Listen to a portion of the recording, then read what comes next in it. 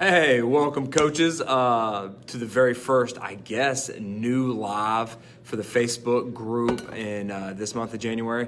I'm coming early because we just started a new semester, and first block, this morning period is my planning period, and I thought, hey, why don't I come on to a live stream real quick, and I talk about two things I took away from the XFL practice that I went to a couple of weeks ago down in Houston.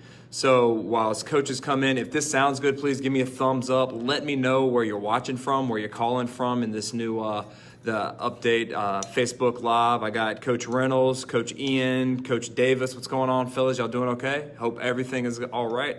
Hope y'all are a lot warmer than I am, because it is cold down here in South Carolina. So I'm bald and I've got a freaking skull cap right here. So what I'm going to talk about real quick is two things that I learned when I was down at the XFL watching. First off, I just want to give a huge shout out, if they're watching, Coach AJ Smith and Coach June Jones. They were freaking unbelievable. It was awesome.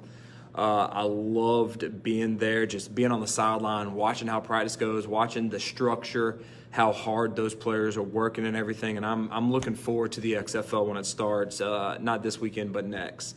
So, Coach Ian, what's going on, man? Virginia Beach, Coach Davis, nope. Everything sound good or not? Thumbs up if it does.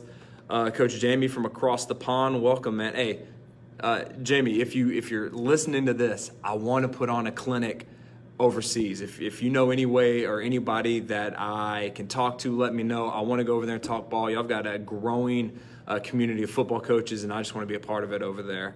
Coach Matthew, what's up? Good morning, buddy. All right, other coaches are coming in. And okay, so the very first one, it's not warm yet. It's not warm here either. This weather, I'm getting sick. So if my voice goes out, I'm sorry. Brian, what's going on, man? High fives and butt slaps.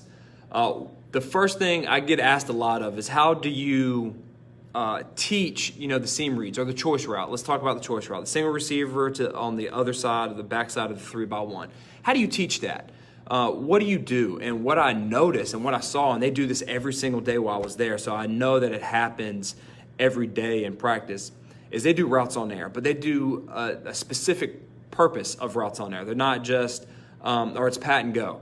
They don't run just normal, slants like the air raid where you run a slant or a quick screen, then over the shoulder and all that stuff. No, their pat and go is about getting great at the side adjustments. And what I mean by that is when they're doing the choice route, they have a coach that is standing. So if you're the wide receiver, I'm the DB, I'm going to give you what option you should do. And the quarterback is going to be reading me, the DB, and the wide receiver is going to be reading me. So there's purpose in the drill. Usually pat and go is like, if you're the wide receiver, you're just running a stop route, and the quarterback's very lazily sometimes just throwing a stop route.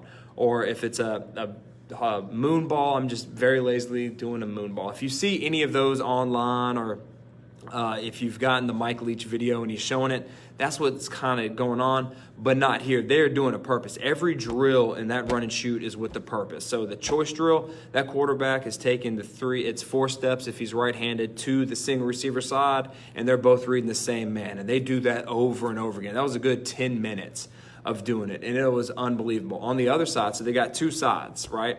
So they have 2 quarterbacks going. They have a left side and a right side. So let's say the left side is running the choice concept and they're working on that. Well, the right side is working the seam route. And they have another coach over there working that. And it is unbelievable. Coach Dub, first off, welcome, buddy. And congrats on the new job, man. And I hope you're getting some rest with the newborn. And what's happening, so both of the quarterbacks are rolling out or doing their half roll to the single receiver side, working on that choice route. That quarterback number 1 is throwing that choice. Well, after he throws that choice, quarterback number 2 is now flipping his hips, and he's looking at the seam read, and then he is reading that seam read and throwing that. So it is a way that you can maximize your results, and you're both wide receivers, both quarterbacks are getting the read of the play. And it is unfreaking believable. They did that 10 minutes, and it made sense while they were doing that, because you want to have game-light drills, not on air. You want to have a live person out there doing it. And if you don't have a live person, if you don't have enough coaches like they did, you can use another player. You can use the kickers, something like that to get that drill. And if you're going to give your guys the ability to make route adjustments on the fly, that is something you've got to incorporate right then and there. So coaches, welcome that are coming on. We got about 40 y'all in here. Thank y'all so much. Coach Michael, what's going on, man? What are you doing in here? I'm not talking about the wing tee.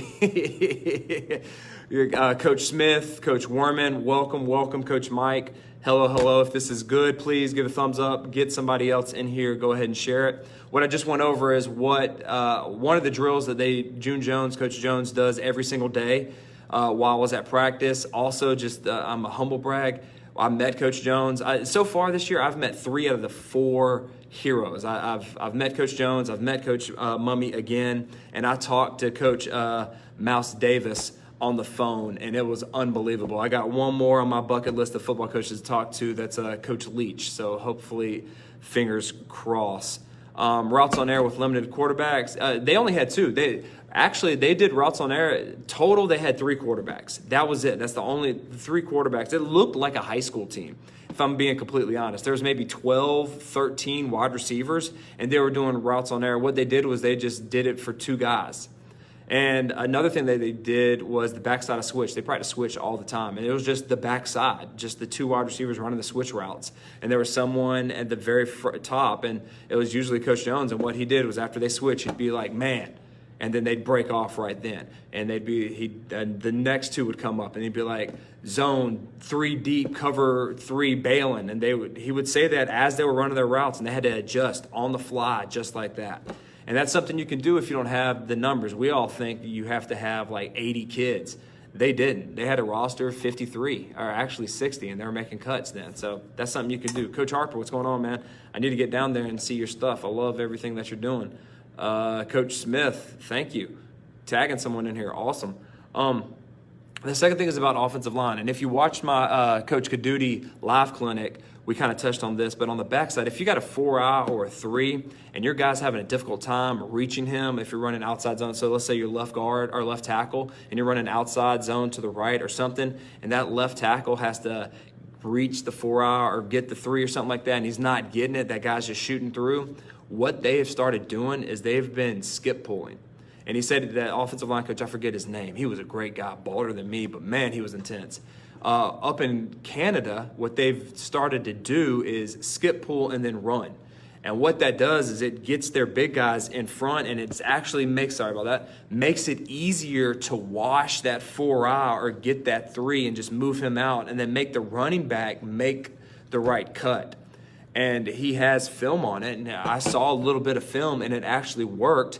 And then if you go and watch any of the 49ers have done it, Coach Caduti he said it just went off his mind. I was like, holy crap, that is working. And that's something he's going to do during next year coming up for the wide zone and stuff like that. So I was like, hey, other coaches need to know about this, because I know for us that 4-eye, that was a bitch, pardon my French, of a technique to get, and it really hurt our run game. And this thing it puts the chalk back in the offense's spot, because we know defenses wanted to go to that 4-eye right there, and that's something. All right, Coach Brian, when we do routes on air, our wide receivers use hand signals based on pre-snap alignment to signal their route, cones, or alignment of defender. Thoughts? I mean, I like that, and that's a stepping stone, but I really think if you want to do that, just get somebody out there and give your players the look, both your wide receivers and your quarterbacks, if you're going to let them adjust. And it's a growing period. Coach Smith said it was growing. That what Coach Jones does is he just takes his whole playbook, throws it at the wall, and whatever sticks, that's what they then simplify and start repping. But if you're going to allow your players to make adjustments on the fly, they need to do it on day one and make the mistakes in practice. Don't get pissed off and start yelling and just scrape it. Just let them make the mistakes and just keep repping it over and over and over again, and it is a thing of beauty. Coach Mike, if you know, how do they adjust post-snap? Sorry. There we go. Announcement. Hold on. My finance office, they're asking that announce to all staff members not to come to the district office or call regarding your financial records that you normally receive at this time of year. They're Awesome. saying that they will make sure that those items are delivered to our schools on tomorrow. So again, do not Talking about call or W-2s. come by, for So any of like those teacher life, year man. Y'all know what it's documents. like. All right, so what I was saying is if you're going to allow your kids to make adjustments, let them make adjustments and mess up and practice. Don't get mad, and they will get better, I promise. So I guess if you can, give players. Don't make them do pre-snap because the defense moves pre-snap. I know that's what Coach Maddox always preaches.